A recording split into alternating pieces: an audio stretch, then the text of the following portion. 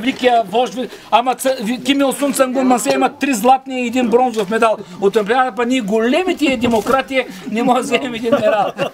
Да, както е казал поета, нещастници клети от ломка нищожна, от винаги храбър народ мъченик. Дечица на майка Рубиня тревожна, и жертва на подвиг чутовно велик. Далеч вика от родина, край чужди събрани, изпити и бледни в порутен бордей. Те пият, а тънат сърцата им в рани и пеят, тъй както през сълзи се пее. И така нататък, да. Нещастници клепи, обаче, да. Зимната, не, това е другото, да, не. Това за арменците, да. На зимната подер, там е буря, всякаш проглася, бучи и завива страхотно в нощта, и вихром подема издига, разнася понтовната песен навред по света. И все по-силно дружината пее, и все по-се мръщи студената нощ, и все по-силно дружината пее, и буря преглася, аз ти чува на вож.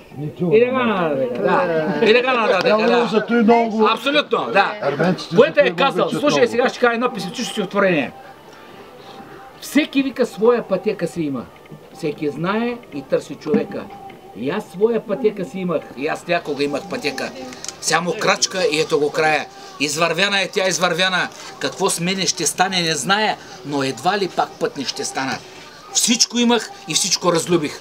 Дори погледа кротък на мама. Всичко имах и всичко загубих. Няма щастие. Щастие няма. Сам да бъдеш така най-добре е. Нищо в нашия свят не е вечно. И най-милото ще отмилее. И най-близкото става далечно. Всяка клетва е само измама. Всяка нежност крие удари груби. Нека никога нищо да няма, за да няма какво да се губи. Всеки огън гори догорява. Никой извор век не извира. Той, който цъфти не прецъфтява, той, който се ражда, умира. Виждаш ли каква е логика, нали? Всеки друм става тесен за двама. Всяка радост е бременна с мъка. Нека никога срещи да няма, за да няма след тях и разлъка. И така нататък. Ай, на здраве!